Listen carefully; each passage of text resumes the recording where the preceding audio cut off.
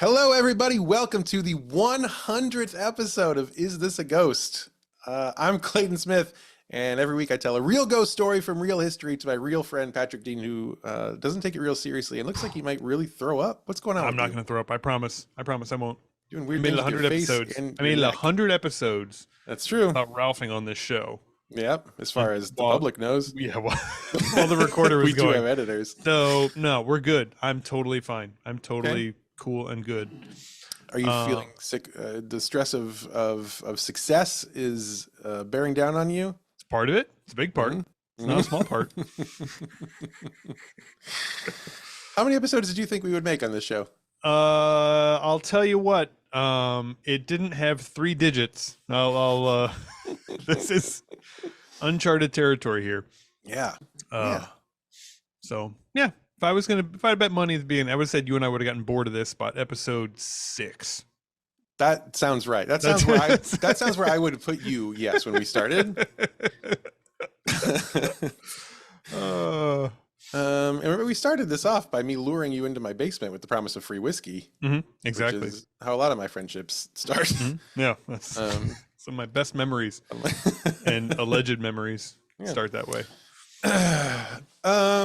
Gosh. Well, is there any? What's going on? Anything you want to? We have quite a lot to get to tonight, but not a lot to plug this week. You know, not a lot of projects. Speaking of plugging, we do have a new Glory Hole t-shirt. Oh. Stephen Luna keeps putting in just unnecessary amounts of work on the weirdest merch that I think any podcast has. And so if you check a Glory, we have Glory Hole shirt and a postcard. You can buy a single postcard for $5. It's a good deal.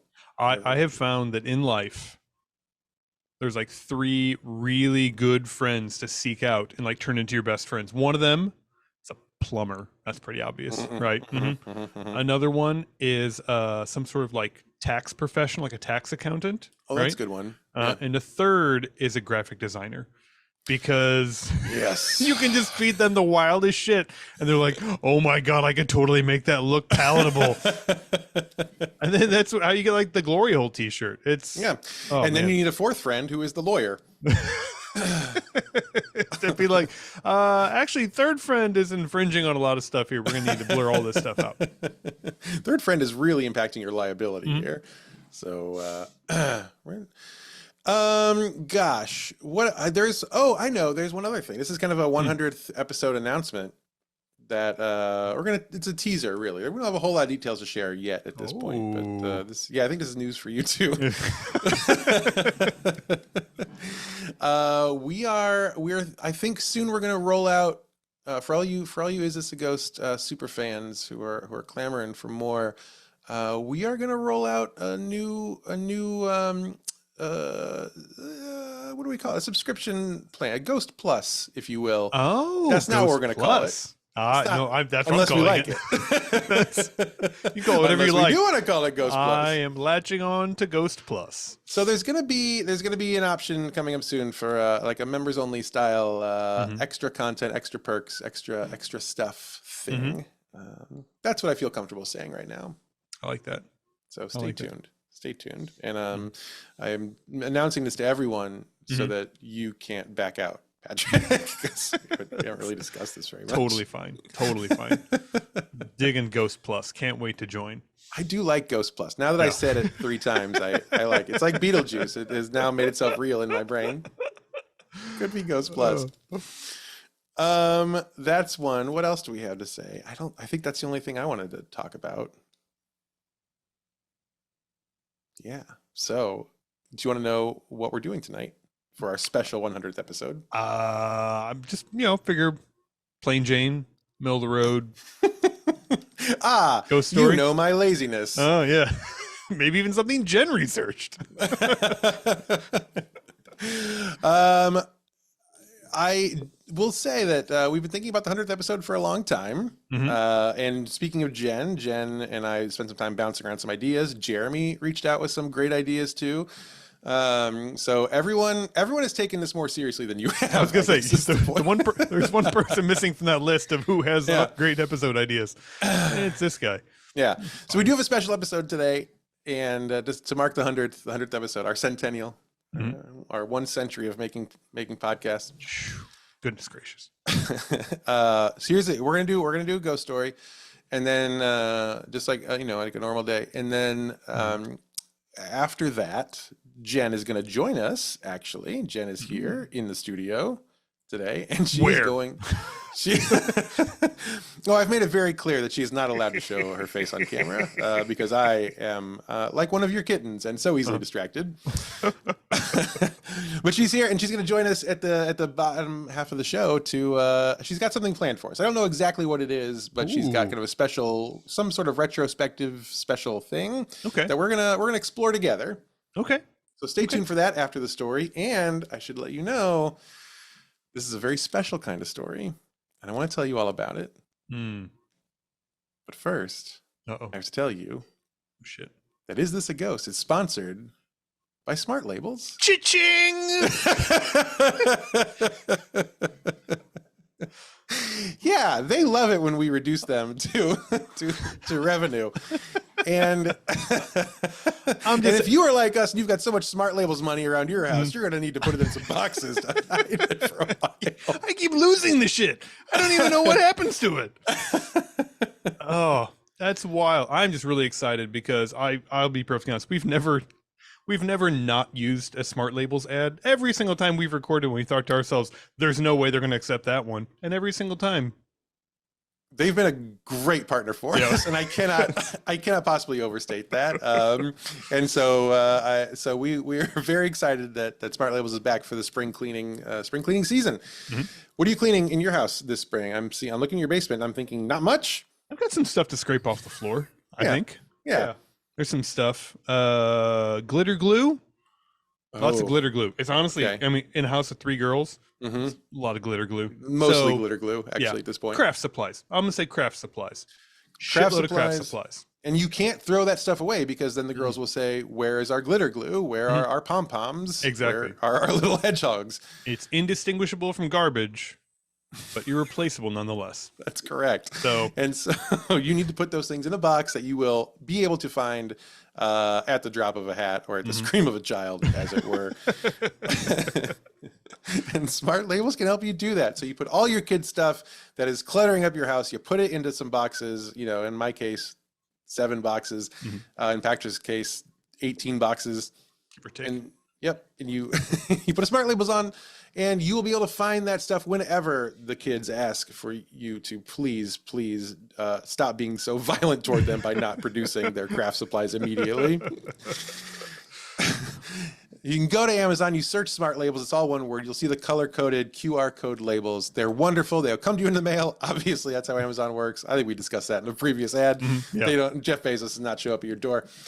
And you download the app, and then you slap the label on the box, and you scan it, and you just put the contents are in there, the pictures in there. You put where you're storing it. You'll know exactly what's in there, where to find it. It is even like truly a lifesaver. Like a little testimonial as well. Like, why is this important to you? Sure. Where'd you get it from? Who'd you take it from? Oh, we use our Smart Labels for different things, I think. When the police come knocking at my door, here are the details I will need to tell them. It's more of an evidence locker down here. I'll be perfectly honest. It's like big Ziploc bags full of men's clothing. Like, what is this one for? Oh, no. That's a green label right there. If you need to spring clean men's jewelry out of your clogged drain holes, Smart Labels may be for you. They have been so supportive of this show. They are so wonderful and truly so handy. Please go check them out. Please buy some Smart Labels. You will not regret it. I have them. I love them.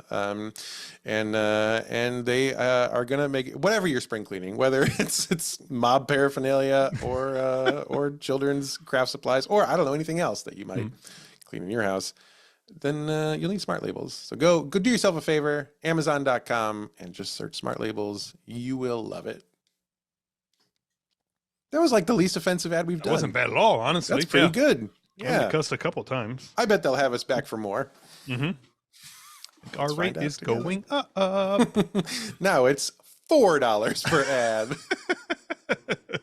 Good luck, David. That's almost $1 a minute. All right. Well, to our ghost story. Are you ready? Yeah. Oh, I misspoke a little bit. It's not a ghost story. Let me explain, Patrick. Every once in a while on this show, I tell you very clearly that we're going to talk about a ghost from a place. And sometimes I say, this place has several ghosts, and someday we may come back to explore more ghosts from this area. Does that sound like a familiar thing to you?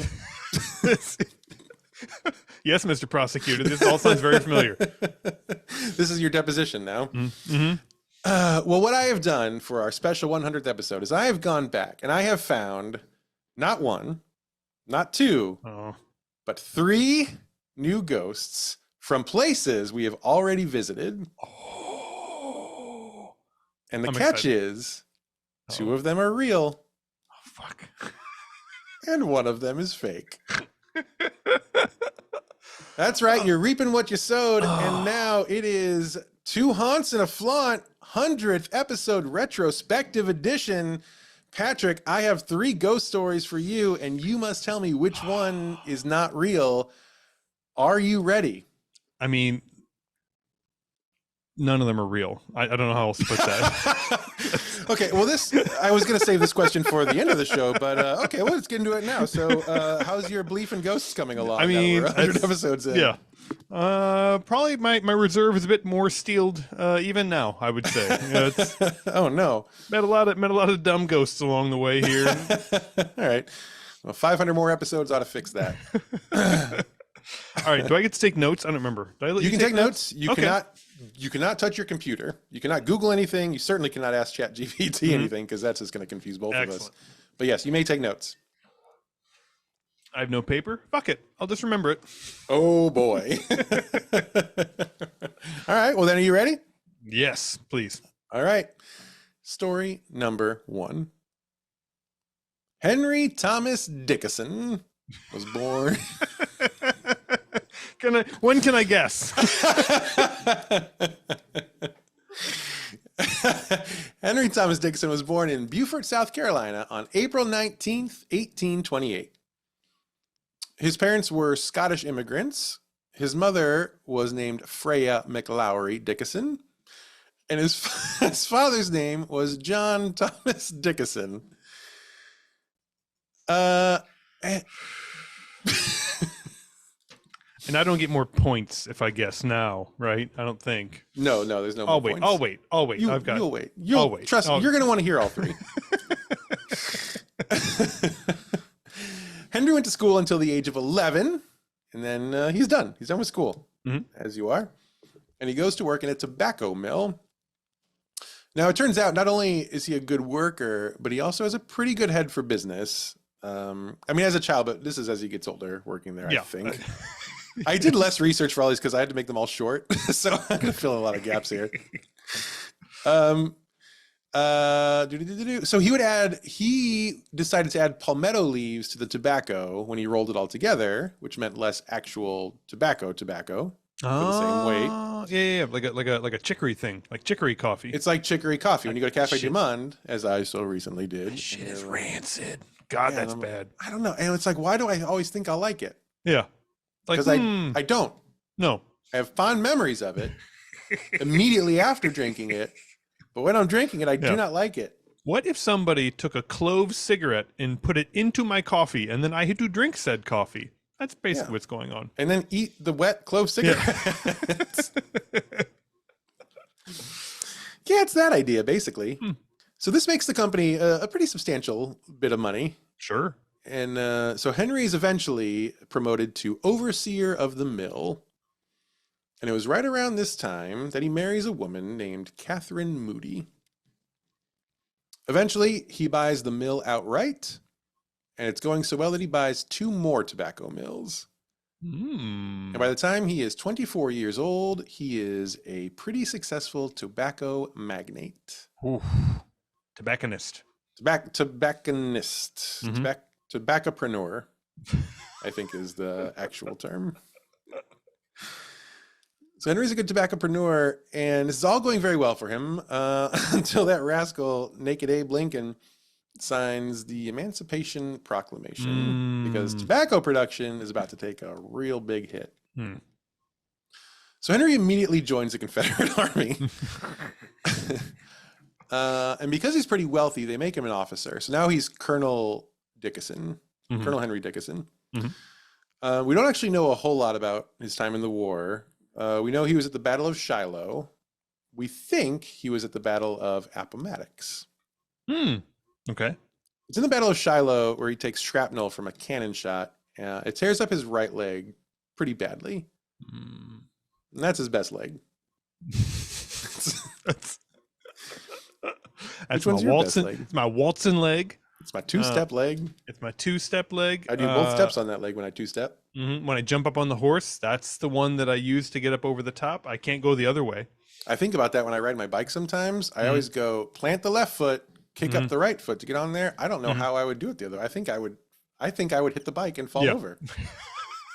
I'm not joking. Do they make like a left-handed version of these that I don't know about? I'm left-legged for sure. And we don't talk about this enough as a society, but it's important. So his leg's pretty torn up, but the doctor manages to save it. For here on out, though, he has to walk with a cane. And this makes doing stuff less fun. Yeah. I guess all stuff, really. Yeah, the horse stuff is probably out, I would guess. Horse stuff is out. Even like sleeping wouldn't be as fun. With a cane? I don't think you have to have the cane for sleeping. No, with the cane. I mean, yeah, sleeping with the cane would not be as good. That is true. But also sleeping like with a bum leg. What if you? I don't know. Does it hurt to sleep on your bum leg? I don't know. Maybe you get like a little bed for that leg that sits next to the regular bed. Hang it off your bed on your little bed. Like a nurse comes by and checks on it once a night just to make sure it's still, sure it doesn't everything's wet still itself okay. somehow.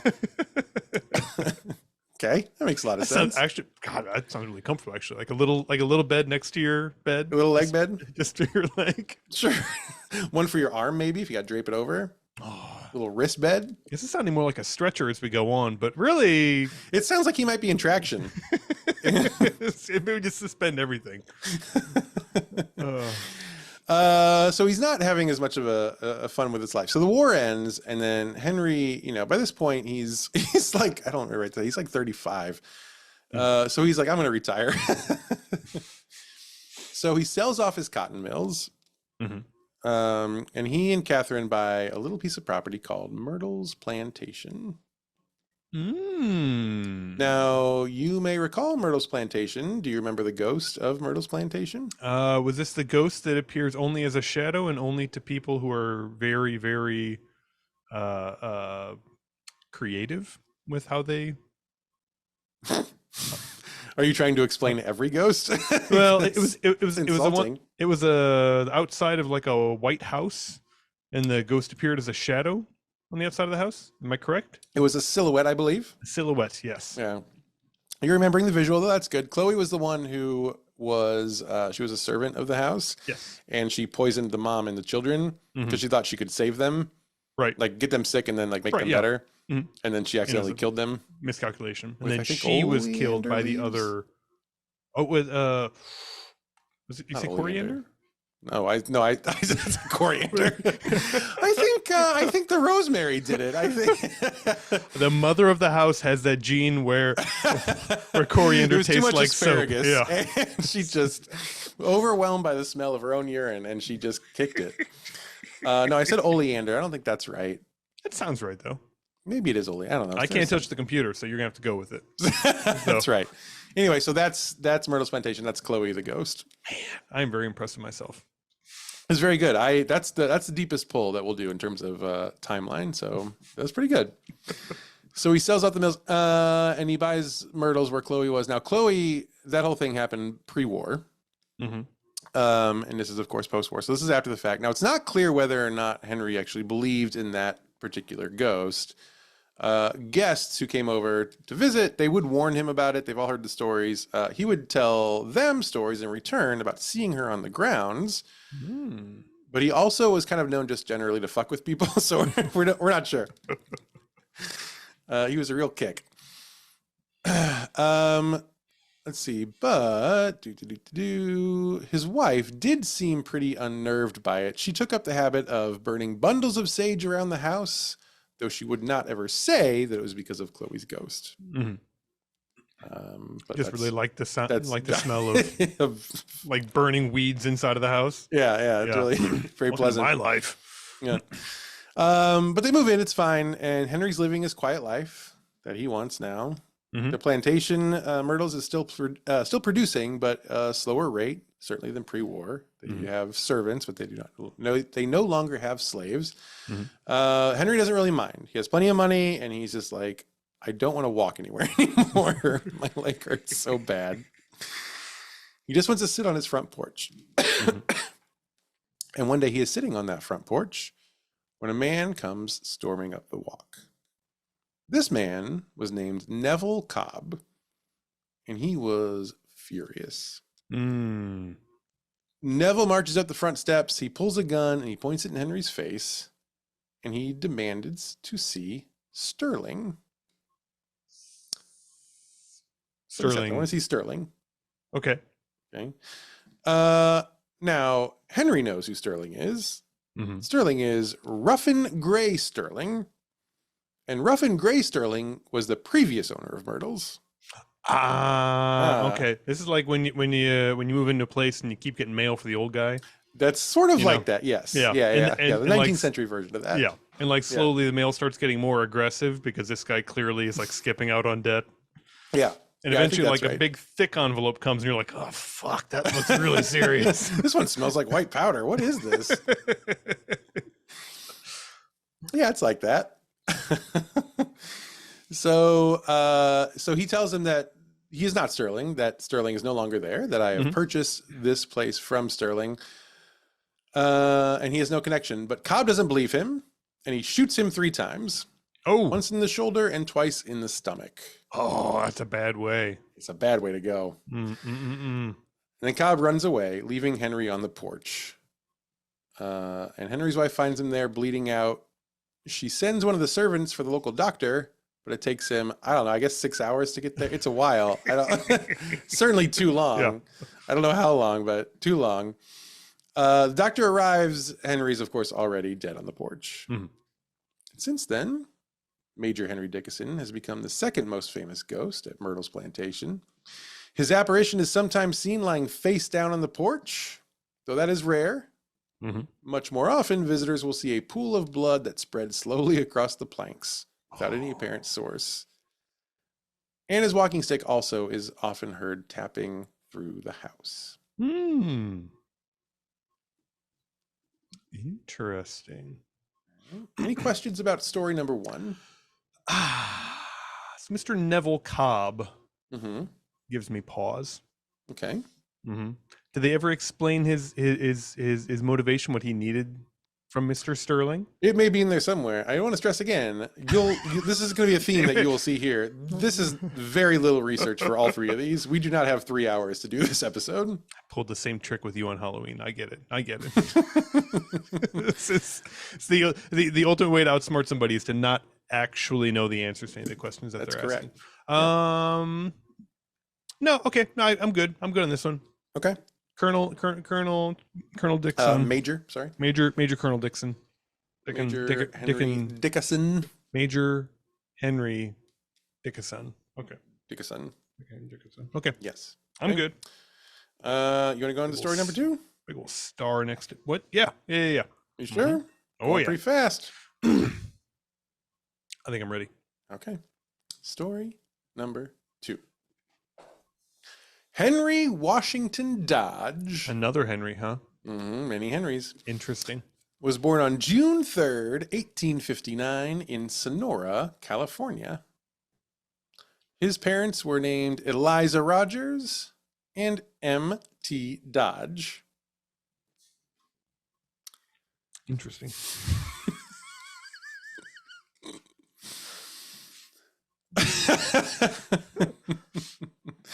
It's fun doing these because you get to to really select which details you want to include and maybe which details you don't. Now, Henry was interested in medicine from a pretty young age. So in 1884, he earns a medical degree from the University of California. How old is he at this point? Gosh, 60, 70, 25. Okay. That sounds about right. He married young, and they had a child named Henry Jr. That's his name, so that makes sense. But somewhat ironically, Dr. Henry lost his first wife to illness not long after the baby was born. He might not have been a good doctor. I'm so sorry. I'm actually the first dermatologist in the new world, and what looks like you have looks very painful. I'm going to guess smallpox. I don't know what that looks like, but I don't know. Oh. Does it feel like melanoma? It doesn't feel like melanoma. I'm very sorry. I'm very sorry. Does it itch? It does not. Okay. No. I'm so sorry. So he's not a good doctor, I guess, but he does have money because he is a doctor. So it's not too long before he finds himself rehitched, this time to a woman named Ruth Vitiver. Ruth Vitiver. How do you spell Vitiver again? I'm sorry. Vidaver. Vitiver. Interesting. Now, Ruth is about 15 years younger than Henry, which is not too scandalous for the time, I think. How old is he then? Gosh, that's a good question. So he was 25 when he got his medical degree. I don't know. Who cares? You know what? Who cares? You're gonna judge this guy? Come on. I mean, I know everybody here is dead, but when you say not too scandalous, the math is getting a little weird on my end. He was 27 and she was 12. I don't know. It's normal. It was this or sacrifice her to the volcano, so I really don't know what you want. Okay. Now, Ruth's parents were Polish immigrants. Ruth was born in New York. Her parents moved frequently, though, bouncing around first New York and then Massachusetts, then Indiana, before finally settling in San Francisco. Ruth had also been previously married. First to a man named Henri Fontaine. Good luck trying to suss this out based on names. They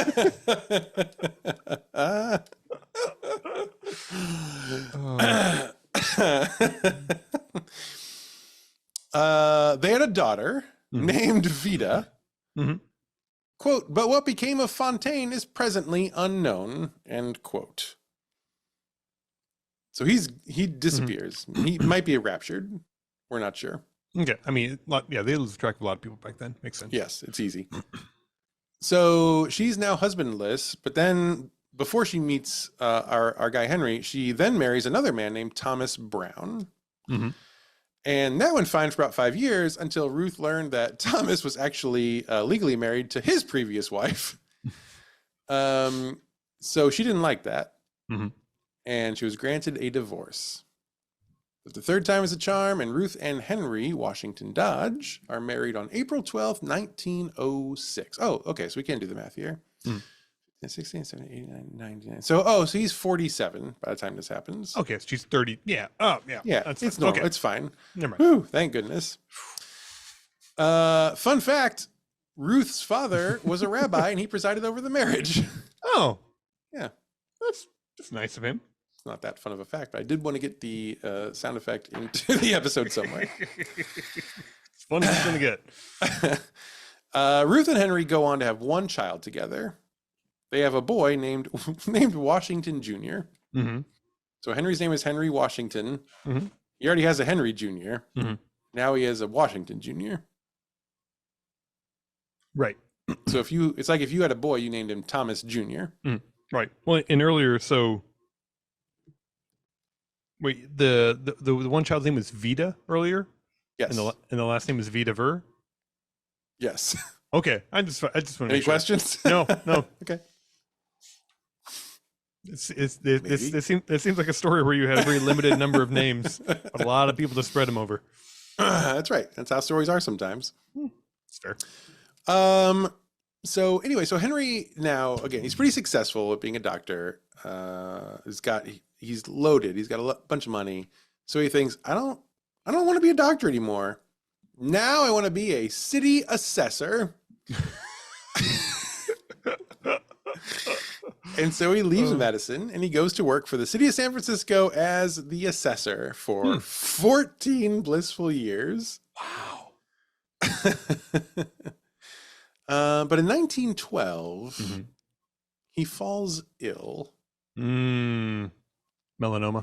He is going to wish he had not given up that and career. The only person who could have cured this. But I have forgotten everything in the last 14 years. Unfortunately, it is on the part of my back that I cannot reach to treat. So he doesn't know it takes him a while to figure out what's going wrong, which again points to him not being maybe a very good doctor. But eventually he learns that he has, quote, a rare blood disease. Now, I hear that. I'm thinking vampirism. I mean, I hear rare anything disease at the turn of the century. And I'm thinking to myself, you don't know what it is, do you? You have no clue. Oh, it's something in the blood. Yes, it's a rare blood disorder. You should definitely blood. Yeah, you should definitely pay me now and then go see a specialist that I have no connection to. We should put more umami into your blood to make sure it evens out. Nurse, 10 cc's of the soy sauce, please. So whatever it is, there's no one in California who can help him. And in fact, there were no doctors he could find studying this particular blood disease in all of the United States. So Henry and Ruth take only one of their children, Washington Jr., which is their mutual child. Right. And they go to see a doctor about Henry's condition in France, where the fanciest doctors live. Absolutely. Yes. They spend a few weeks running tests. I would assume testing his aversion to garlic, seeing how sunlight interacts with his skin, things like that. And I'm pretty sold on the vampirism thing, but I'm open to other suggestions. Taking samples of his blood and showing it to other people. Does this look weird to you? Does this look weird to you? So they do what they can do, and then it's time for him to sail back home to San Francisco. And the timing of this all is very exciting. Henry cannot believe his luck, because it just so happens that at this time, there is a great, big, brand new boat sailing to America. And if he can get to the United Kingdom, he can board it. And he books the whole family, first class passage on the inaugural voyage of the RMS Titanic. I mean, the first class folks. Oh, a lot of them had a fine time. We're going to talk about it. Don't worry. That comes up. So let's not forget, hundreds of people had this grand adventure. Another hundreds of people didn't. Less so. But for some people, that's the story you tell the grandkids. Boy, you are very prescient right now. So Henry and Ruth and Washington Jr.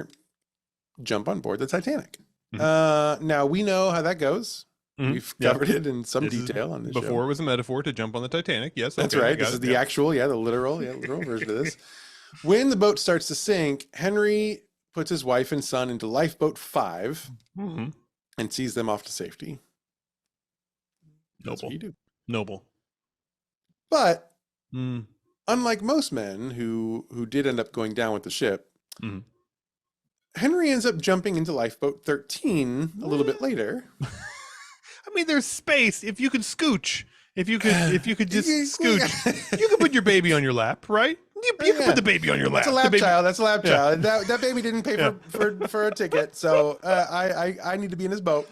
So he jumps into lifeboat 13 and he's rowed to safety as well. Now the Dodges get back to America and they're very grateful to be alive, certainly. In the lifeboats? Yeah, I think they went all the way back there. Actually, it's funny. The Titanic actually went down pretty close to America. So yeah, maybe actually in the lifeboats. It's hard to say not. But there weren't exactly like Coast Guard choppers coming in to pick them up. It was like, oh, well, another boat will be by next What happened month. to those lifeboats? That's a great question. I assume they just floated around for a month until somebody just happened to swing by. There must have been another ship that came. Did we talk about that? I think there was another ship that comes up I'm sure they're after probably the like Titanic goes down. They're like, we should go check that out. they're- We should build a submersible to go really down there and really check it out. Who's got $1 billion? unsinkable ship, huh? Maybe we'll just in case we'll send like just another just a scout ship just to make sure everything's cool.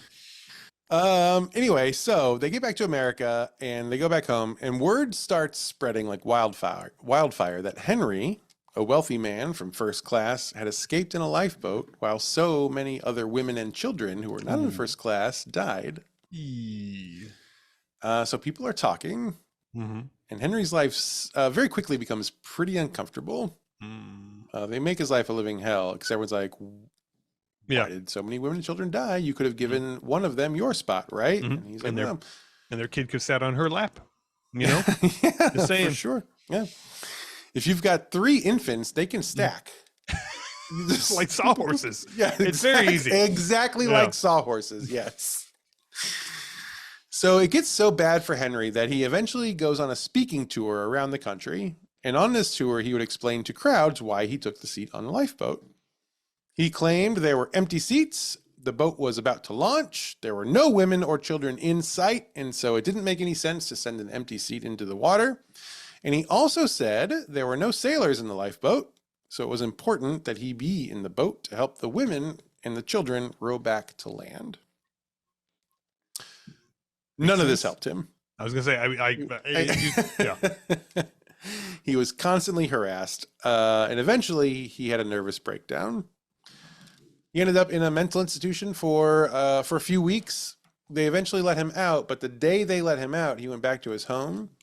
He took a revolver down to the basement of his house, and there he shot himself in the head. Now that caused him to fall over. And when he fell, any questions about that? Familiar with the physics of the process, You'll understand in a second here.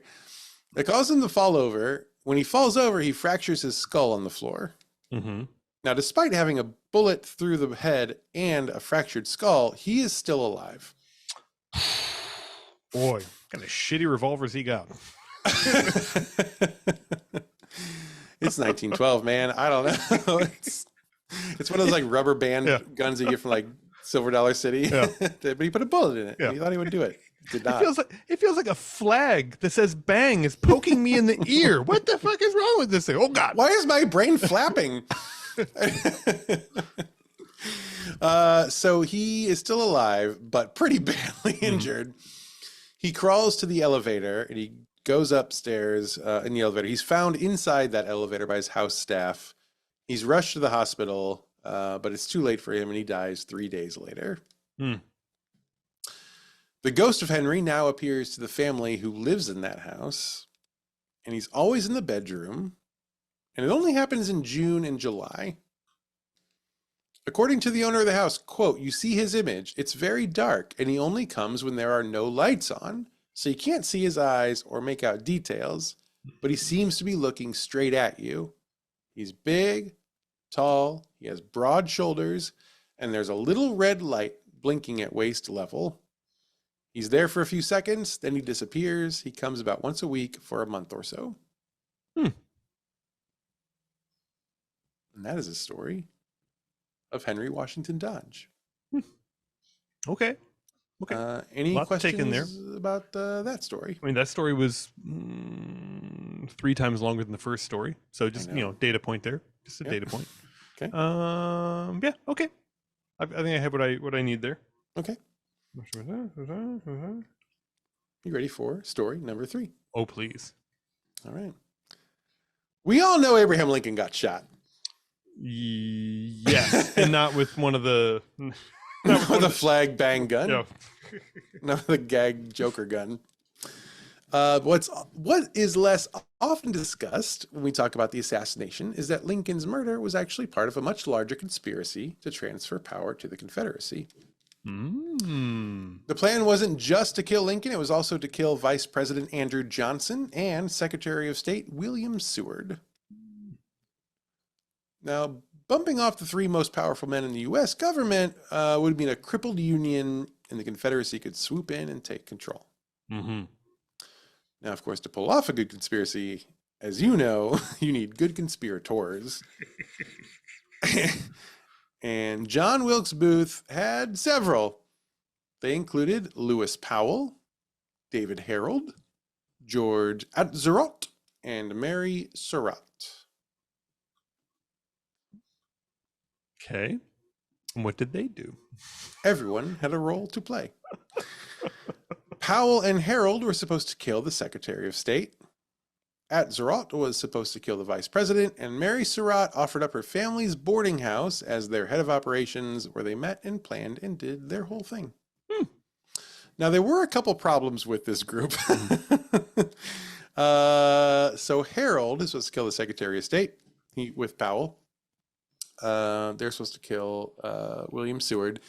So Harold leads Powell to the Seward house one night, and he's like, you go in, you get him, I'll hold your horse. This is definitely like a drawing straws type thing. Like, okay, for sure. Yeah.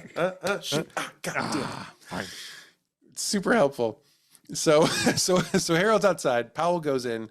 Now Seward had recently been injured in an accident a few days before this, and Powell pretended to be a doctor bringing medicine to the house. That's how he gets in.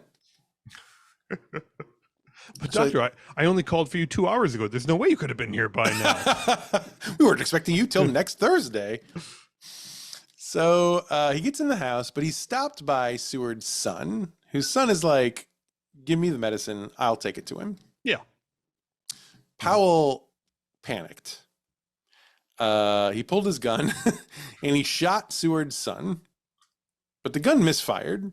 Didn't work at all. And so then Powell just beat Seward's son over the head with the barrel of the gun, which is not how you want to pistol whip someone. No, you want to spin it around and hit it with the butt of the gun for sure. So he hits the son with the gun, and then he runs into Seward's bedroom, and he does manage to stab him 5 times in the face and the neck. There's a big struggle as the guards protecting Seward, who did a bad job, I would say, because he was just stabbed 5 times in the face and neck. And the son was shot at and swacked over the head with a gun. Swacked, yeah. I think swacked is the right word. If it was a comic strip, it would be swack, That would be the sound effect for sure. Pock. So they eventually fight Powell off. So Powell runs away. He escapes. But he runs out of the house to find that Harold had heard the screams coming from the house. He had panicked and he had fled with both horses. And also, Seward ended up living and surviving that attack. So none of this went great. Powell was immediately arrested by the guards, and Seward ended up being basically fine. So that whole part of the plan, not ideal. Well, what? I mean, you got to try. Okay, so Patrick says we should try to kill the Secretary of State.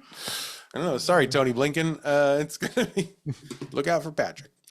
The second problem with this group is that Atzerodt, who was supposed to kill Vice President Andrew Johnson, actually just went out and got drunk instead. And then while he was drinking, he was like, what? It's always tempting.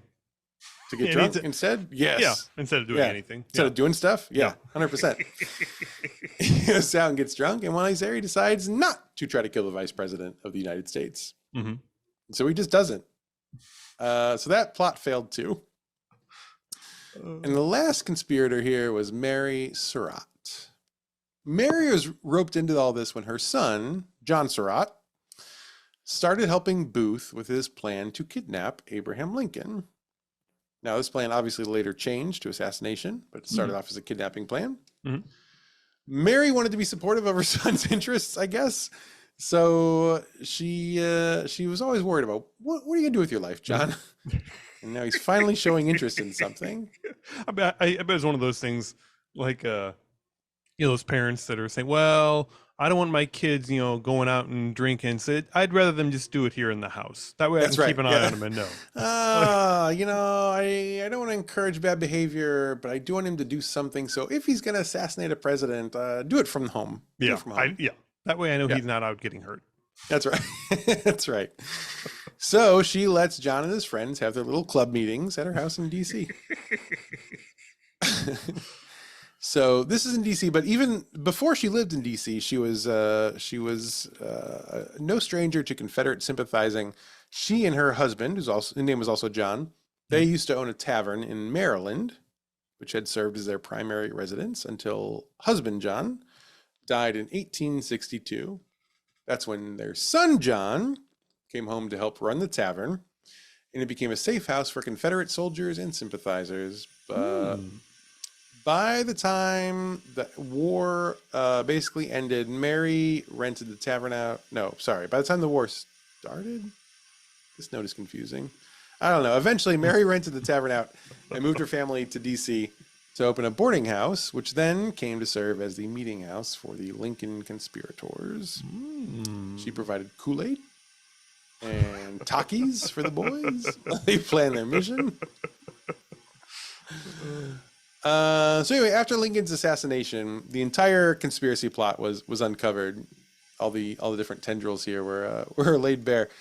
The authorities started rounding up everyone involved in the plan, which included Powell and Harold and Atzerodt and Mary Surratt. They were tried before a 9-man military commission, and Mary proclaimed her innocence and said she has no idea what the boys were planning in their secret boys club meeting. I just kept serving them pizza rolls. I don't know. They kept coming back upstairs. And they said, "Are these Totinos?" And I said, "Yeah." Oh, purple stuff. Oh, Sunny D. Oh, yeah. But a few of the boarding house lodgers testified a little differently, such as one man named John Lloyd, who told the commission that Mary had told him to, quote, ready rifles and other items for Booth and Harold. So that didn't look good for her whole I'm innocent case. On July 5th, 1865, all 4 of those conspirators were found guilty and sentenced to hang. Interesting. Now, after the sentencing, 5 of the 9 commission members had a bit of a change of heart, and they asked the now president, Andrew Johnson, to commute Mary's sentence to life in prison instead of hanging. The others, they were sold on her. They were like, I don't know, maybe a lighter touch. But either that message never made it to Johnson or he just ignored it. Turns out, odds are he probably did just ignore it, because the next day, Mary's daughter, Anna Surratt, traveled to the White House to meet with President Johnson to ask that her mother's life be spared. But Johnson refused to meet with her, and she was denied entrance to the White House. No clemency came, and 48 hours after her sentencing, Mary Surratt was hanged. Well, yeah, I mean, she was definitely part of a conspiracy to kill Abraham Lincoln. So not a lot of sympathy. I mean, who knows? I mean, she could like run for president or something if they hadn't done that. So. Okay. This left Anna with some pretty unfinished business. Okay. So she died years later, still heartbroken about what she considered her mother's wrongful punishment. And now, on the anniversary of Mary's hanging, the ghost of Anna Surratt bangs on the door of the White House, the front door, begging to see President Andrew Johnson, which tends to make everyone inside pretty confused. And that is story number 3. Do you have questions about that one? Ooh, boy, I'm not a student of history, especially not American history. I know. But that sounds very plausible. Yeah. I didn't know. I didn't know there was a conspiracy, such a conspiracy, to assassinate multiple members of the ruling party. Yeah. in Lincoln's sign. That's interesting to me. I was never aware. Okay, but I mean, plausible, right? I mean, John Wilkes Booth didn't just like, come out of nowhere, so that makes sense. Mm-hmm. The first story, the Dickinson. Mm-hmm. Not super confident about that one being real, but with it being the shortest of the stories, it makes me feel like you're trying to leave me a red herring right there. That's what it feels like. It feels like maybe it's intentionally short just to try and throw me off the scent. The second story, though, the Washington Dodge Titanic speaking tour one, not so sure about that one. That one seems, that was a little far-fetched, is all I'm gonna say, relative to the others. I'll say the national speaking tour to clear his name. That just sounds completely insane to me. I don't think that's. I just don't think that's. We've seen a lot of insane things in this podcast. I have. That one just that one just doesn't jive with me though. So can you go over just like the highlights from the three stories again, just real quick, just high level, each of the three stories, just so we can recap. Sure. And I also say you have the opportunity here that I did not have when we did the Halloween episode, where if you want, you could also phone a friend. Jen is here. She's been watching this whole episode. If you want to pick Jen's brain, or if you want to hear what Jen thinks, we could do that. And Jen is not aware of the answer. She's not. Okay. She's not. Okay. Is she? Pretty sure she's not. Okay. I mean, Jen will tell me. Yeah, that's true. Okay. Highlights of each story. What? Gosh, the Dickinson. Yeah, what sort of highlight? What do you mean? What do you want? What do you want to hear? A bridge version. The guy's name. Sure, I'll just do extra work right now on the fly. Yes, no problem. Please. Got three stories. I guess I'll redo three stories right now. No problem. So Henry Thomas Dickinson gets buys tobacco mills, goes to the war, gets hit in the leg, doesn't like. He's all gimpy, and then he gets shot in the face on the. He's like, I'm going to go retire, and then he gets shot on the porch because someone thinks he is the other previous owner. Story number 2: Henry Washington Dodge is a doctor who's not very good at stuff. Lots of marriages involved in this story.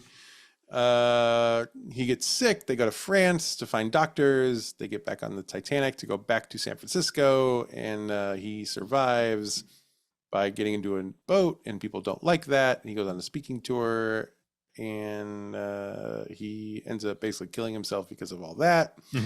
Number 3, of course, the plot to assassinate Lincoln and company.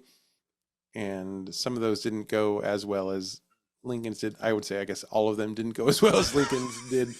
It kind of depends on your perspective, though. And so the daughter of one of the conspirators came to beg clemency for her mother and was not granted that. And so she haunts the White House front door every year on the anniversary of that death. Okay. I don't think I need to call in Jen for this one. We'll talk to Jen in a few minutes, but I don't want to trouble her right now because I want to get this one on my own. Okay. Because I want everyone to recall on Halloween, I won this game. So it's true. I mean, it's a different thing of winning, like when you, whatever. Because as the question asker, I have so little winning in my life. Just let me. Okay, fine. Win. Yeah, you're great. All right. So again, after the quick little recap, I'm even more convinced that the Flaunt in this case is the second story. The Dodge story about the Titanic speaking tour. Okay. Final answer. Okay. Should we ask Jen her thought? I'm curious. I kind of want to hear what someone else's thoughts. Yes. Okay. Now that we have yours locked in. I drew a little star next to it. Okay, great. Jen, do you want to weigh in with your what do you think? You saw all this. So I will say that you did tell me the answer via email. I did. I knew I should have called Jen. Then don't say it, Jen. I know for sure the Lincoln one is true because I have read that other places on my own. Okay. Yeah.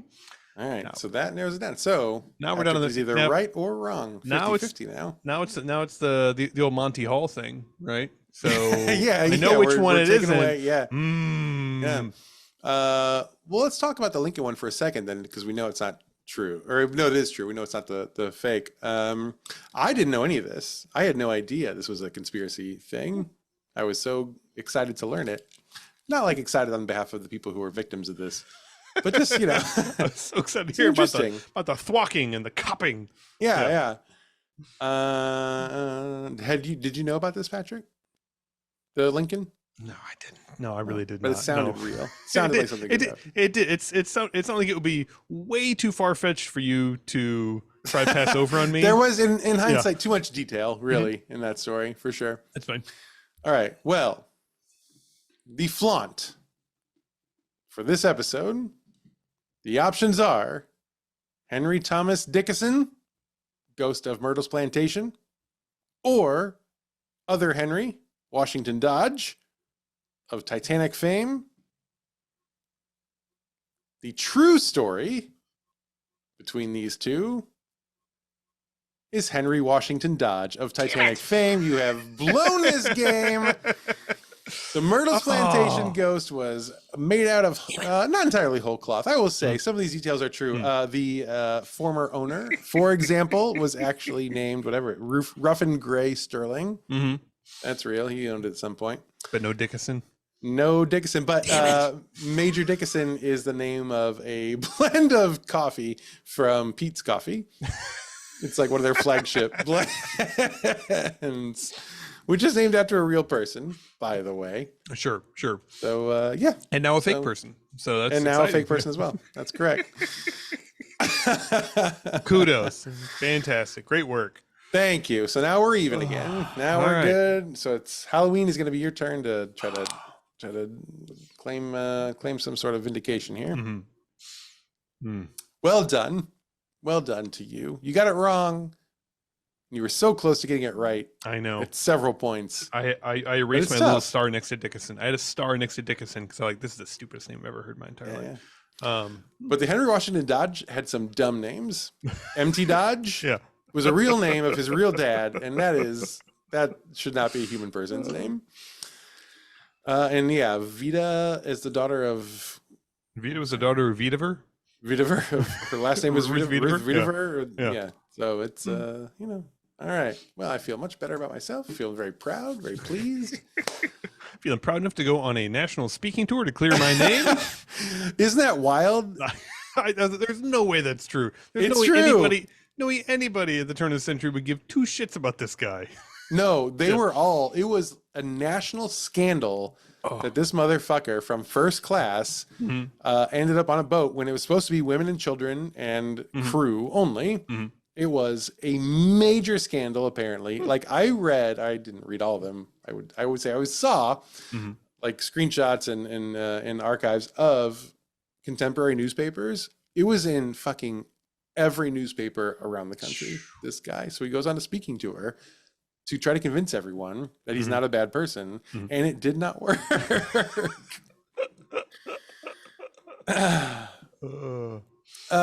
So I feel great. I'm ready for the next round. And Jen, you're here. So you have something planned for us. Yeah, that Lincoln story. There were too many details to it that were like this is not something you could possibly make up. You couldn't just like make this up and have people plausibly think, oh yeah, did you know there was also a conspiracy around murdering Lincoln? That's some bullshit. Well, and that's she was the original cool mom. She's not like other moms. Yeah. You boys need some condoms down there? Mom, what the heck are you talking about?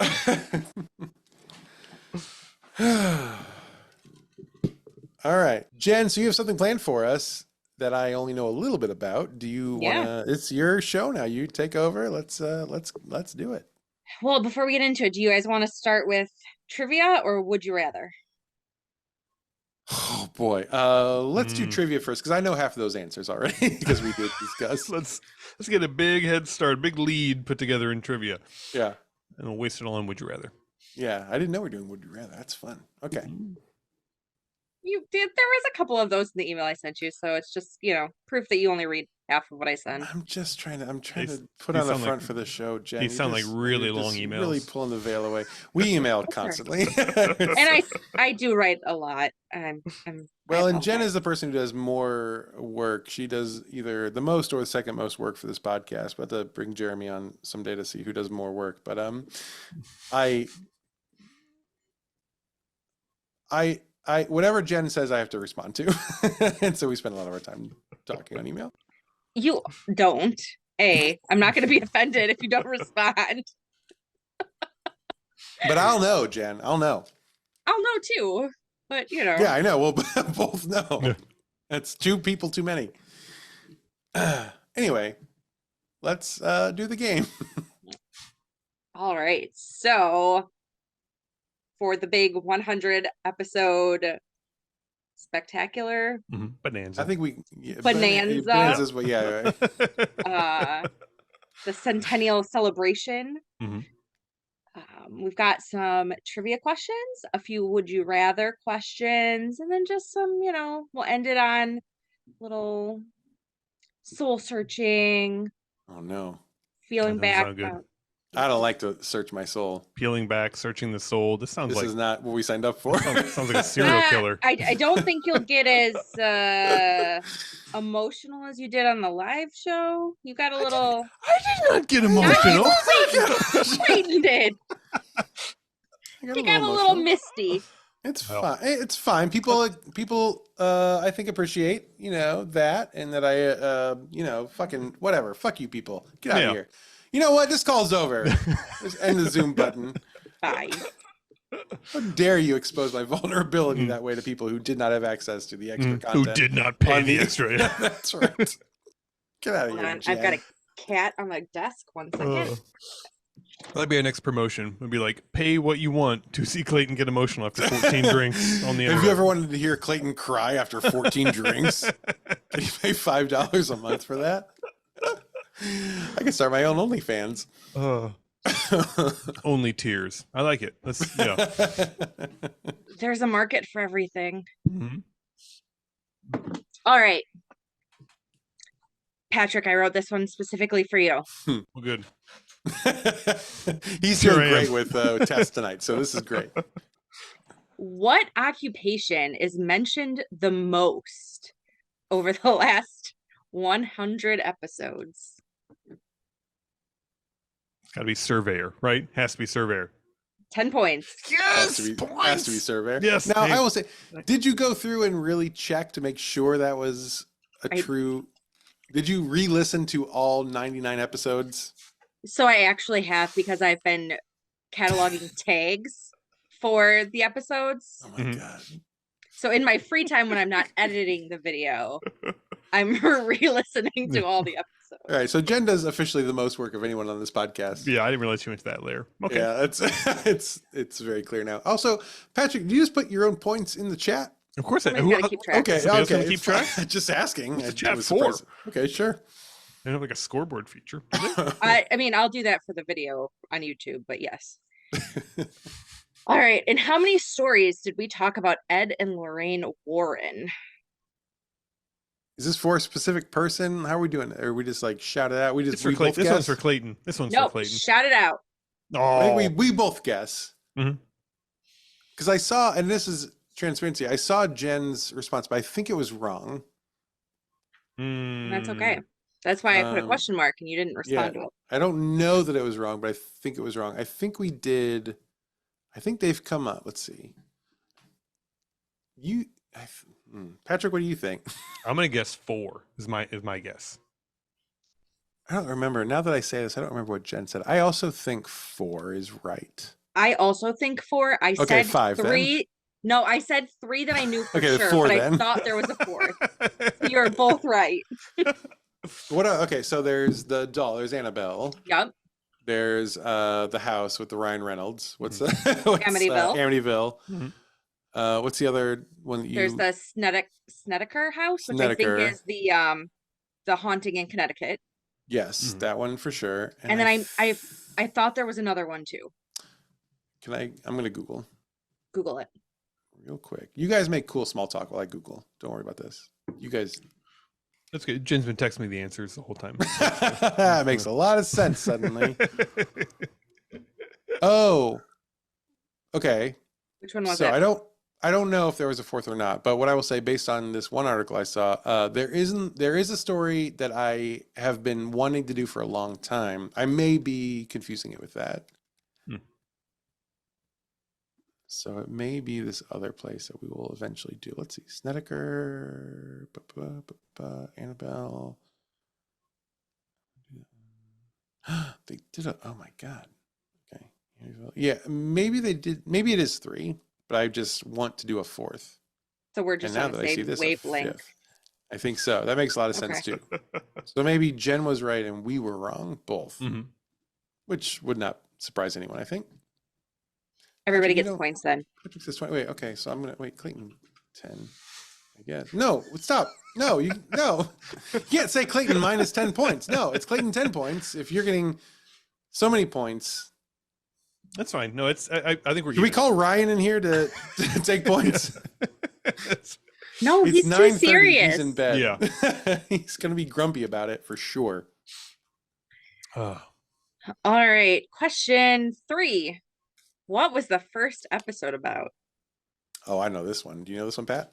Put in the chat. Was it Sloss Furnaces? No, that was episode number 2, you idiot. Deer Island. Deer Island, that's right. Oh, it's all tied up. Ba, ba, ba, ba. Deer Island, that's right. Yeah, that was the ghost, the skeleton ghost, or whatever. Skeleton ghost, yeah. Some potential pirates involved, yeah. That was a real loose episode, if I recall correctly. It was. We didn't know what we were doing. How long? I wonder how long it was. Like 30 something minutes. Oh, child's play. Yeah. we didn't even get to the ghost in that time anymore. This one's gonna be 5 hours. Yeah, we do not. And Spotify has made it very clear to us. Many fans, and on that fucking Facebook ad that. All right. This show isn't for those people. It's not. It's not. Screw them. They're not paying my salary. Ooh.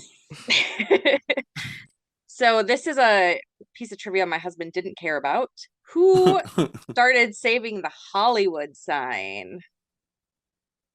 Who started saving? Ooh. Now there were a lot. This is a tough question to ask because I've seen this question and I remember pretty clearly. But there were several people, so it's hard to. Started raising the funds, is the most recognizable. My husband did not care. What was her name? Not the one who died. Oh, not her. Oh. No, not Peg. Gilbert Gottfried. Close. Okay. Oh, I forgot he died too. Too soon. I don't know. Who is it, Clayton? It's Alice Cooper, but also Alice Cooper. Cooper. I would accept, and this is Jen's game, so I'm saying she would accept, but I would accept Hugh Hefner. Also had a letter. Okay. All right. He had a letter too, but according to your story, Clayton, Alice was the one who started kind of spearheading the revival. I'll be honest, I have no memory of that, and I will take your word for it. That was a long episode. That was. And it was the first episode I did the art for, I think. Yes. And I'm not the one drinking while editing, so. Well, that's true. That's true. You're the sober voice here. That makes a lot of sense. All right, Patrick, I think you should get this one. Ooh. Where should you never hide while playing hide and seek on your wedding night? Definitely not in a Foot Locker in the attic. No, I don't think we ever called it a Foot Locker, so I'm going to say no points. The steamer trunk? The steamer trunk? I said trunk? Yeah. I feel like you get points. Thank you. All right, we'll give it to you. We'll do it, but like an asterisk. There's no asterisk, Patrick. No, you don't get 22 points. This is wrong. That's the scoreboard. We're doing okay right now. Well, but I'm up by 8 points. Okay, yeah, great. Yeah. This is good, actually. Fine. Bad. Good, okay. All right, so this one has 2 acceptable answers. What episode featured my hometown of Kenosha, Wisconsin? Fuck. What was that called? Was it the one where they were digging in the basement for the box that was like buried in the walls? That was somewhere up in Wisconsin, wasn't it? That was Summerwind. That Yep. was in Wisconsin. Yeah. This had the nun in the lake. Yeah, she washed up in the lake, and that was Mhm. called. There were 2 names to that episode. Mhm. Because one of them was the old name, one of them was the new name. Oh, dang. And it is called. I'm going to give myself 2 points for remembering it had 2 names. So I have 32 points. Patrick, you got anything? I have nothing. It was a deep pull to get to the box stuck in the wall episode, which isn't even correct. So no. No, but it was Wisconsin. I think you get half a point for that. Thank you. Okay, halfway. Yeah, 22. Yeah. Okay, so the score is 22. Patrick 22 and a half, and Clayton 32. That's not bad. I'm pulling even. So it's the Durkee Mansion or the Kemper Center.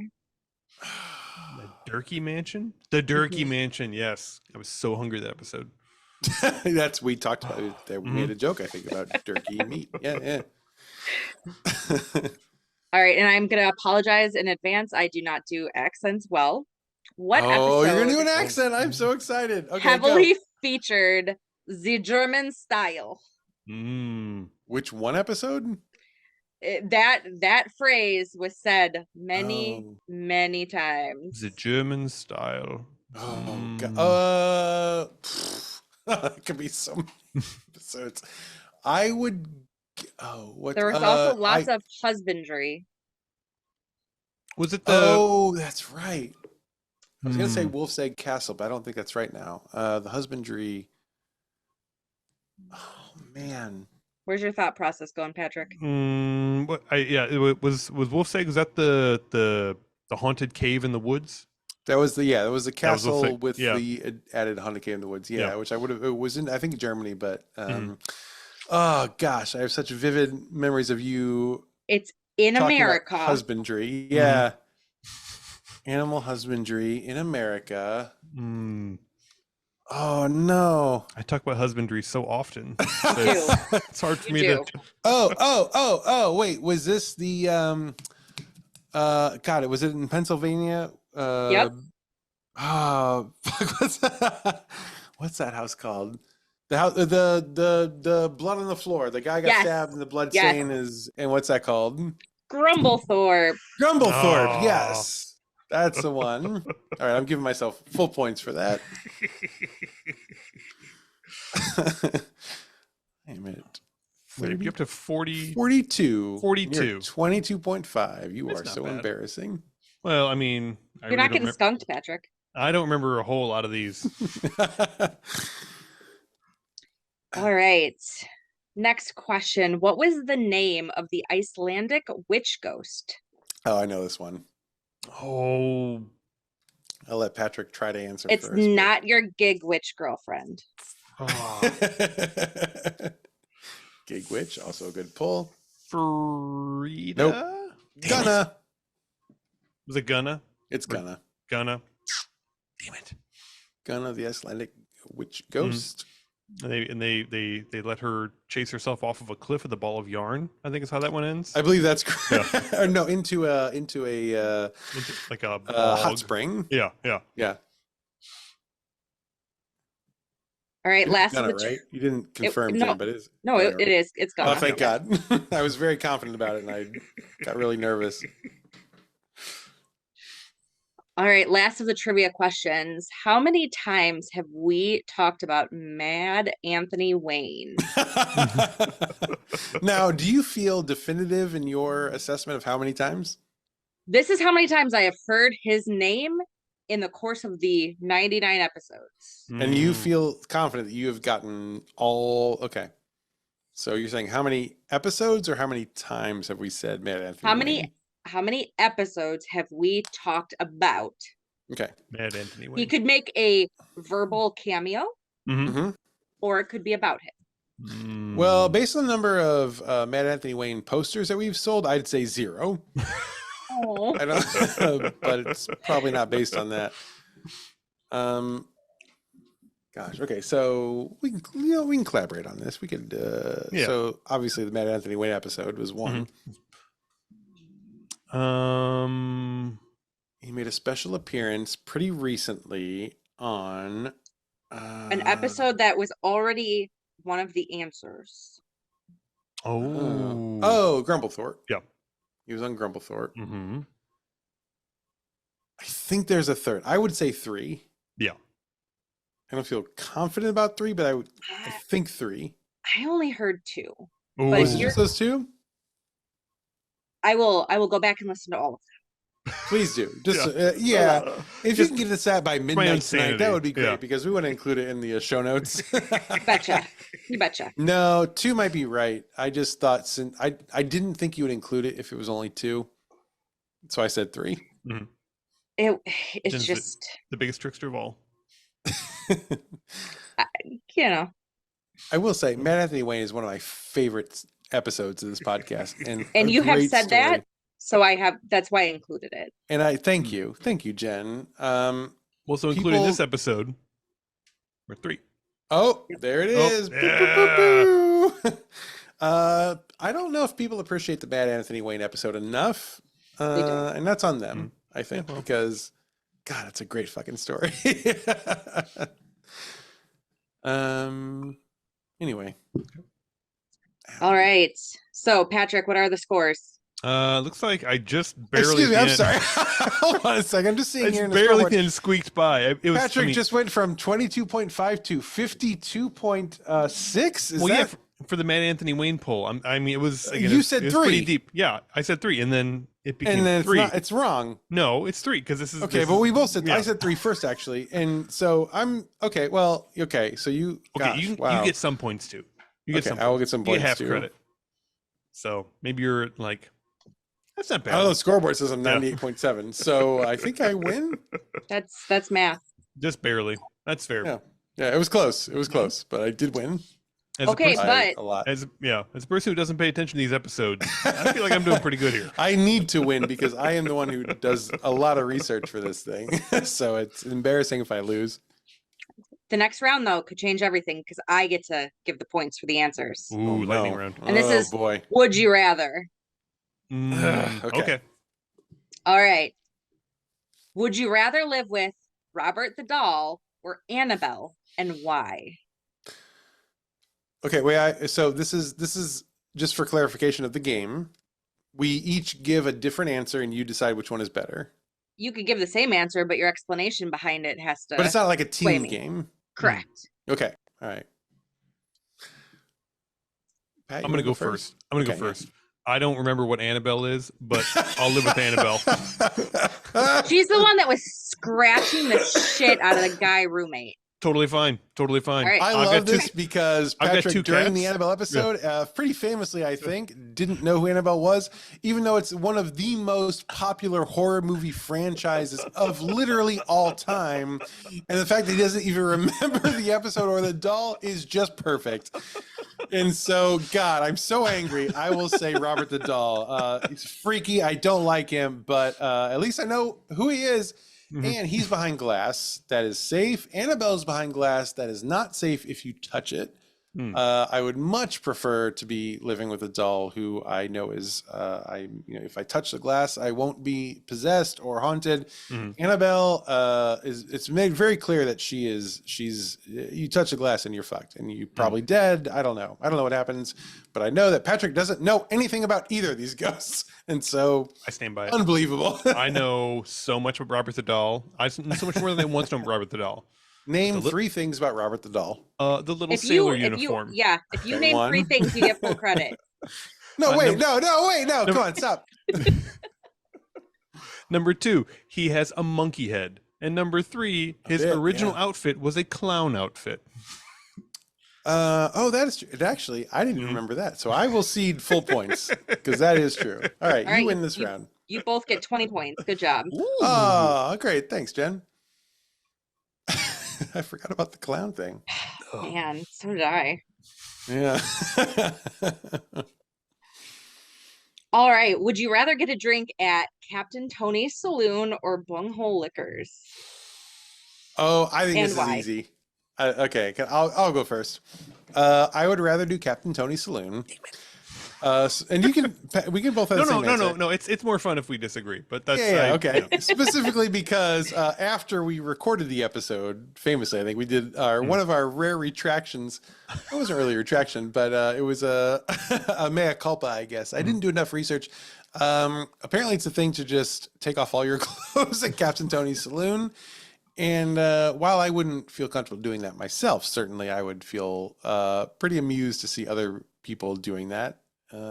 Whereas the other bar, not as exciting. It's maybe a packaged liquor store, actually, I think. So it's, But it's probably like a Renaissance fair. Like the people that are taking off all their clothes aren't the ones you want to take off all their clothes. Oh, I'm not in this to be aroused. Yeah. I'm in this to think why is this happening? Okay. Can this be extra content for the podcast that we can monetize somehow in the future? Fair. That's fair. I guess yes. I got the short end of this one. I'll choose. I'll choose Bunghole Liquors because one of the most entertaining memories I had with my friend Clayton Smith here is going through a drive-through packaged liquors in Ohio. Ohio, yeah. Which was one of the more surreal experiences of my life. It was an old car wash full of beer, and they just open up your trunk and dump in beer and charge you for it. And for some people, I guess this is like a normal thing, but for us, we have them states that we have them in Kenosha. Yeah. Do you? Yeah, we've got drive-through liquor stores. We had never seen this thing before. It was, and we were on a road trip where alcohol was going to be really important, and it was quite a thing. Now I don't know if that's not really Bunghole Liquors. No, but it's the vibe. It's definitely the vibe of Bunghole. It is the Liquors. vibe. Yeah, 100%. So I would love to explore the cave of Bunghole Liquors as well. That would just be. You want to explore Bunghole? I want to explore the Bunghole Liquor Cave. Yeah, I do. Can't say that in polite Cherry society. Cherry on top. All right. Would you rather live in the consumption cabins in Mammoth Cave, which is one of my favorite episodes, or at the TV Scott Mansion? So the question is, would you rather live in a mansion above ground that is big and comfortable, or and haunted as fuck? Right. Or die of tuberculosis within like 6 weeks. You're in a cave. Right, yeah.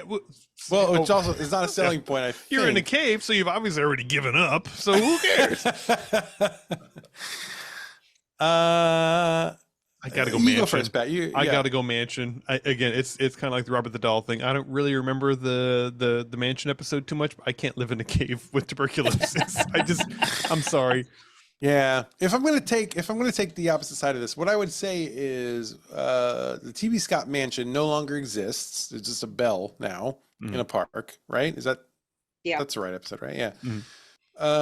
So at least the TB cabins, they're still there, so you could still be living there as comfortably as you ever have, which is not to suggest that it's been a great place for you, but if you are living in the TV mansion now, you're homeless, friend.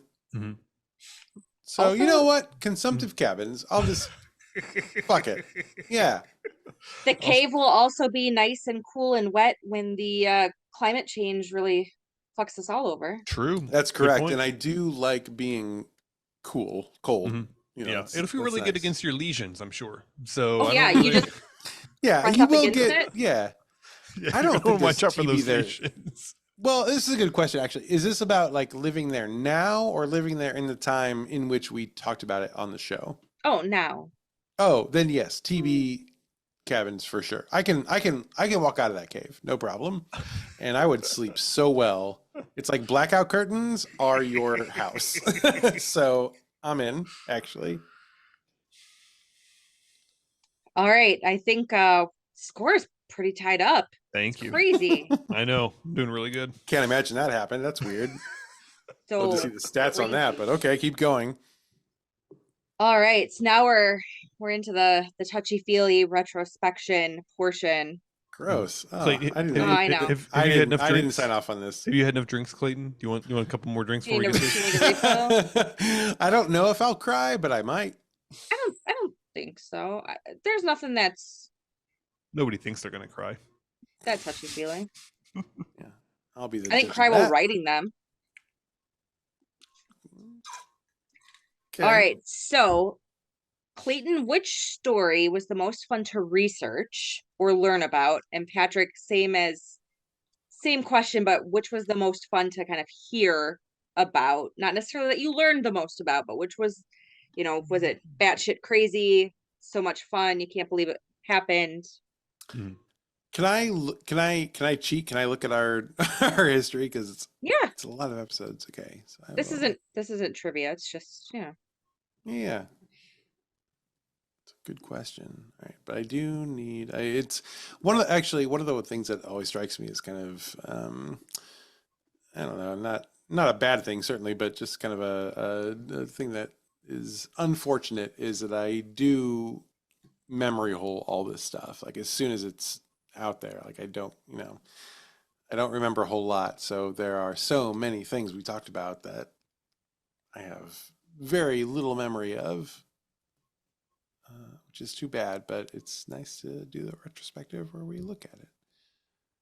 All right, looking at all our episodes. Most fun for me to research. Pat, do you have any thoughts about most fun that you heard? I would he's say- texting his friends. Yeah, I would say I would say the most fun episode was absolutely the reveal in the Jeff episode. That was I was completely dumbstruck, and I don't think I've ever laughed that hard on this entire series.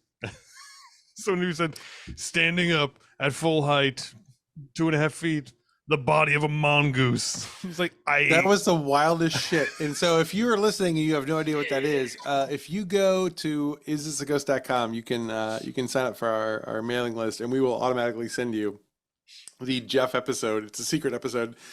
It's fabulous. It is maybe the wildest episode we've ever recorded. It's got Isle of Man. Got the Isle of Man. It's got you can learn all about the Isle of Man TT. Lots of good little factoids in there. That's a good one. Most fun to research. I think looking back through also, I think the Mad Anthony Wayne is my favorite. I had so much fun. I had no idea about his story, and it is so fucking wild. It's just insane, like to a level that I was not anticipating for this show. I think that was the most fun I had, because it's like you're unraveling a thread, and and every few inches is like another thing that is even more crazy than the last thing that you saw, which was crazy. So yeah, I'll say Mad Anthony. All right. Other than Colonel Sanders, who you've talked about wanting to do some ghost hunting of him, what famous person would you like to feature on Is This a Ghost that's already dead, may or may not be a ghost? I also would like to hear about Colonel Sanders as a ghost. I don't know if he's I think I looked to see if he is a ghost. I don't think that's a thing. I also looked after that episode and was sad. Very, very sad. Yeah, it's too bad, because his life is it's fucking wild. I mean, truly. He's got no unfinished business. That's true. That's true. He finished it all in glorious fashion. Famous person that is dead may have a ghost. Looking, I have a list of ghost stories I want to get to eventually, and I'm looking to see if I would say real people. I would say the person who is probably the weirdest in real life, and therefore would be fascinating as either the weirdest ghost imaginable, or like the most normie ghost ever, would be if Prince was a ghost. I was gonna say Prince when you said the weirdest person. Oh my god! And I was like, no, I'm not gonna say it because it's not gonna be right. I guess we agree. I'm just imagining going to Paisley for the tour one day, whatever. I'm like, oh yeah, and then sometimes you'll early in the morning, every once in a while, you'll see Prince making pancakes in the kitchen down here. Like, what the fuck? That's not... What? Why? I do like that a lot. I would also love that. Jenny, you're asking like famous people that we know are ghosts, or just like famous people and we hope they are ghosts? If it could be any famous person that you hope would be a ghost that you could do a story about. Oh, anyone. Oh, gosh. Prince is good. I think he would have a good story. That's a great answer. Who else? Who else? Who O.J. else is Simpson probably has some really fun stories as a ghost. He'd be Just fresh. kidding. Just kidding. Wait, hold on. When is this published? Is he dead yet? Let me look. Oh yeah, he is dead by the time it's published. Who would I like to hear as a ghost? I don't.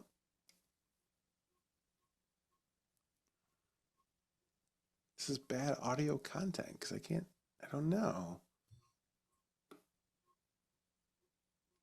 Negative 50 points. No, Man, and I am back like in the game. I would love actually to meet Johnny Cash's ghost. Ooh, I was gonna say Johnny Cash. Yeah. He'd be a good one. Yeah, he would be a good one. Mhm. I would love that. If I were to meet a ghost, it would be Johnny Cash. Yeah, go ahead. Yeah, he'd be one of those wisdom ghosts. Like doesn't scare you. For Just sure. kind of comes down and just sort of tells you a tale, and then it turns out to be a life lesson. For I've learned a that. lot of shit, and I want to share it with you before you do the same shit. Buys you a shot. Rule number 1: don't do speed. Just don't. I don't know if you saw my movie with Joaquin Phoenix, but there's a cautionary tale in that movie. The closest telling to my real story is actually King of the Hill. I didn't know if you know about that. But... Don't be Hank Hill. Don't be Johnny Cash. All right. This could How many go, points do we have now, Jen? tied. 8,000 Still. Looks like it. to Yeah. 7,992. Okay. It's pretty close. Pretty close. Okay. Very close. Very close. What is the most unexpected thing that's come out of the podcast for you both over the course of the 100 episodes? Like in an episode or just in general of having a general. podcast? Yeah. I'm still really stunned that nobody at my work knows about the podcast. That's what I'm still really. I am not stunned that nobody at work knows about the podcast because this is kind of a niche thing. Okay, but Patrick, Clayton told me what kind of engineer you are, and it is so freaking cool. And I told my husband, he was like, that is really cool, but probably not for engineers. So yeah, that's I guess that's a good kind of surprising. It would be a bad kind of surprising if I walked in one day and they were like, did you know there's someone with your name on a podcast? That would be bad. That would be bad. Yeah. Like you didn't know what a funicular was? Jesus. Fucking embarrassing. I thought for sure. I even made it up.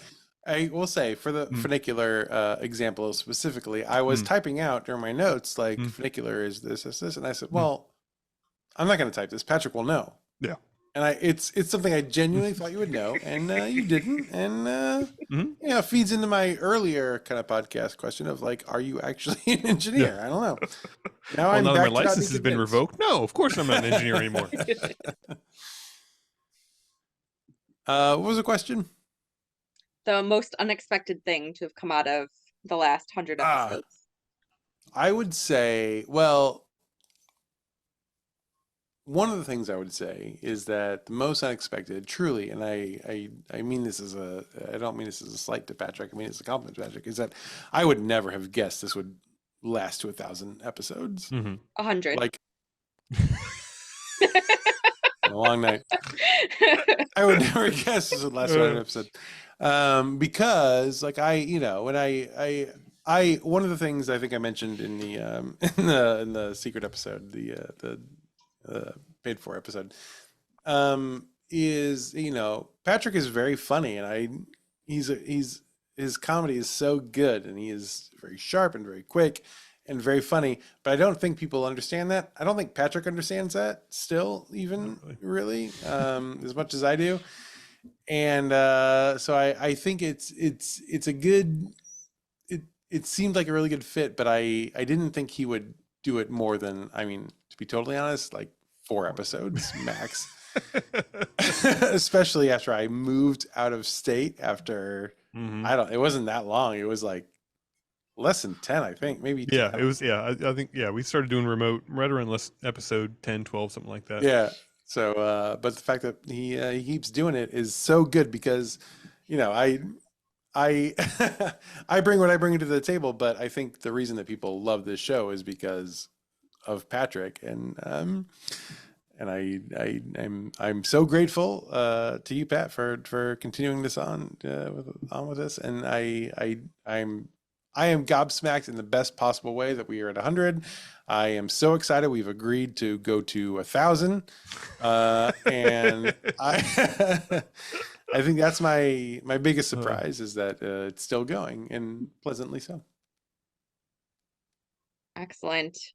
So my final question is there anything that you want to say to the listeners? Obviously, they are a very devoted group. Patrick, I don't know if Clayton told you, but one of the listeners wants to get a ghosty logo tattoo. Yeah, he mentioned that, and I said, if one of our listeners is excited enough to get a tattoo, I think Clayton and I both also have to get ghosty tattoos at that point. I told the person when she asked me, like, is it silly? And I was like, no, absolutely not. I would totally get it. So are we all getting ghosty tattoos? Field trip, yeah. I mean, it's possible. So is there anything else you want to say to the listeners that, have been here through all 100 episodes or have just found the podcast? I think that's the great thing is, looking at the analytics, because I'm a data nerd, it's just growing every week, which is awesome. Yeah, for my part, I would say I'm so grateful. I mean, we, as I said in the live episode, the reason that we did this was so Pat and I could hang out and have a reason to do something, right? That's kind of the whole crux of this. And the fact that that has become this whole thing where people love this podcast. And, one version of that is you, Jen, like you give so much of your time to this show every single week. It's incredible. I mean, you do obviously the video editing, but also, you do things like this when we require some extra help, and you are doing some research sometimes, and you are, you're putting together some merch designs and things. Like you give so much, and we give you nothing back, really of value at all. And you're not the only one, right? And also, we have Jeremy and we have Kai, and it's just, the fact that we could have, because we wanted to hang out more and find a way during a pandemic to just be connected, we started doing a thing that has resonated so strongly that we have several people who are working for no money and doing more work now than we do on this podcast. I don't think is healthy or normal or okay, but as long as you all want to do it, I'm very grateful for it.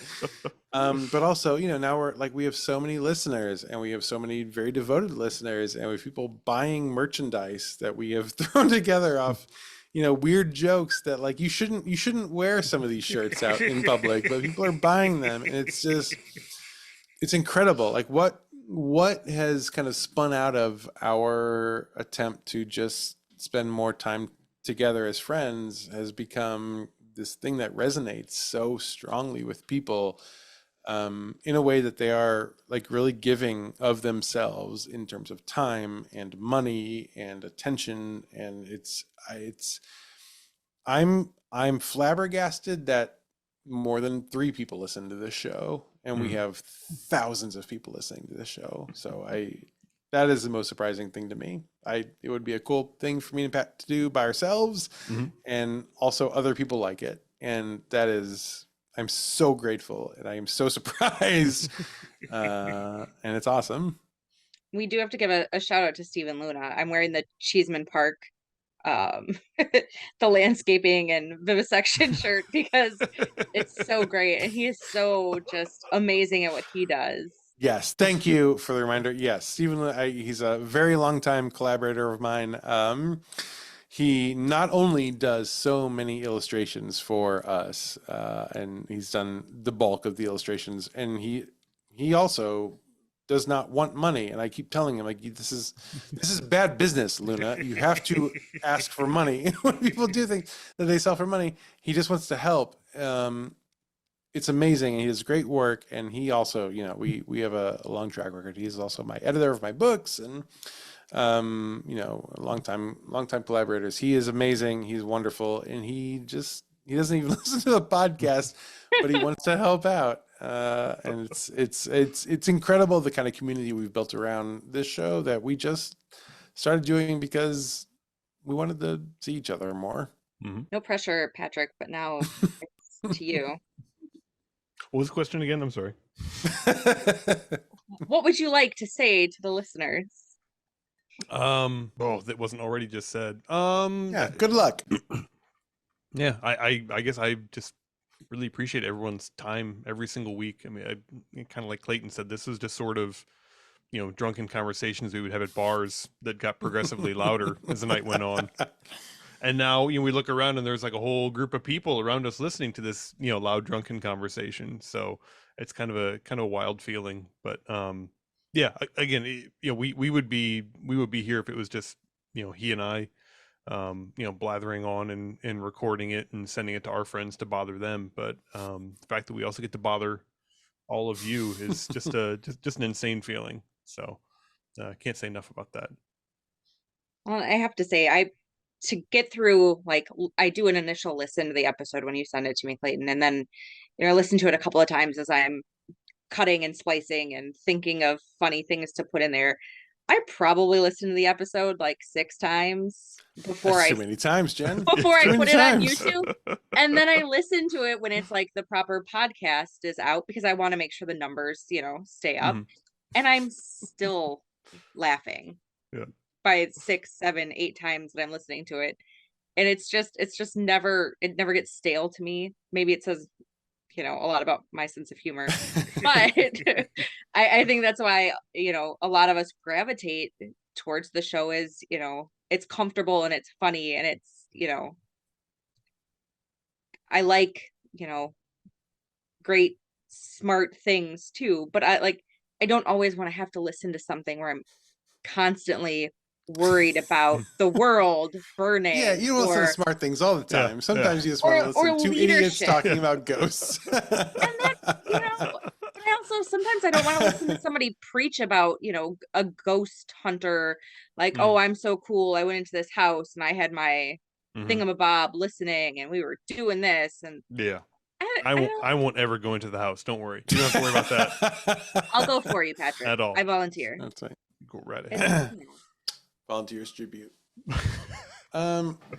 Yeah, thank you, Jen. And again, you know, I know I've said this already, but we could not do this show the way it's done now without you, without Jeremy, without Kai. Like, I never will fully understand why you all are on board the way you are, but I will always be fucking grateful till I die.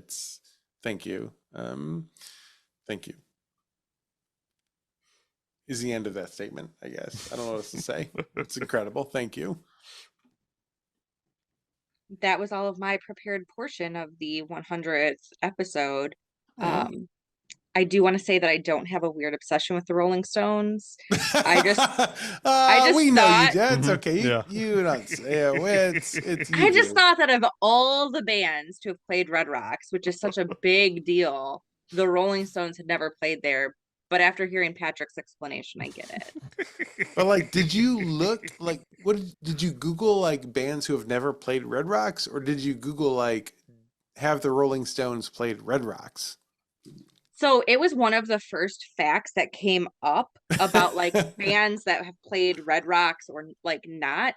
And it's doing the research for that episode was wild because it just kept going weirder. It's a crazy weirder. episode. I mean, as we all know now, like I was like, there's more research to be done here because this is insane.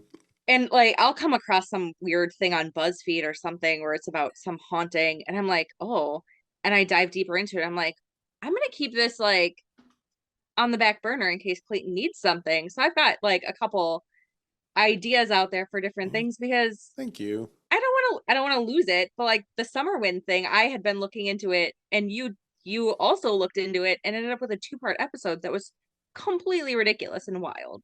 Yeah. Yeah. Go ahead, Pat. Sorry.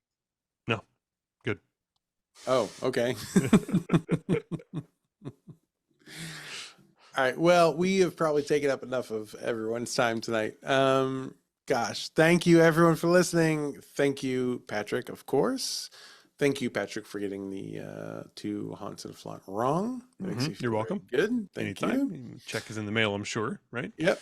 Nope. Jen, of course, thank you for joining us for for putting together this retrospective. It's really, I don't know, it's weird. Like you think about, 100th episode for some shows, and it's like nothing for them. They're like 600, 700, but for us, 100 it's really a big deal. I never would have guessed, and here we are. We're going strong, and we're going to be here for 900 more. Right, Pat? Yep. So thank you, Jen, for, all the work you do, but also for going back through and, finding some trivia questions for us. And I still don't quite know how to kind of position my gratitude for the work that you do for free. So I just don't know. Thank you. Thank you. I work in nonprofits, so Well, we are a Yeah. pretty nonprofit. We may not be a 501c3, but we are pretty. But we're definitely making no money. Nonprofit. So I guess that's going to wrap up our 100th episode. So I will say this has been Is This a Ghost? The notes are taken by me, Clayton Smith. All the funny jokes are made by Patrick Dean, although he did get the story wrong, and I feel vindicated by that. That's been very enjoyable for me personally. Our video editor and also our trivia director. I don't know. Yeah, does that feel trivia good? director. Yeah. Trivia, yeah. Another resume, that's Jen. a thing. Yeah. Count it. perfect. It's Jen Swanson. Our audio editor is Jeremy Montoya. Our social media editor is Kai Valanis. We are so grateful for all of you and so grateful for all our listeners. You too. Thank you so much. Boy, it's just the first 100 of 20 more hundreds to go, I think. So many You hundreds. think so too, Patrick? Yeah, Because yeah, I definitely, think so, definitely. Based we'll on both. your sounds that are coming from your body. Any final notes, Pat or Jen? Pat's shaking his head. No, he's going to burp. Nope, he's burping silently. Okay, so that's a no. Jen, anything else? Nope, just thanks for letting me crash the episode. You are so incredibly welcome, and we are grateful for you and for all of our listeners. Hey, everybody, that's it for our 100th episode. We'll see you next week for another episode of Is This a Ghost? You all right? I'm good. You I'm look good. great. I was kind of, I woke up this morning and I thought, boy, we could have just done a blooper show or a clip show or a best of. Problem is, we don't have any good stuff. So But okay, maybe This is the maybe problem of our own 250. making. Maybe 250. Maybe, We'll switch maybe. over to good stuff.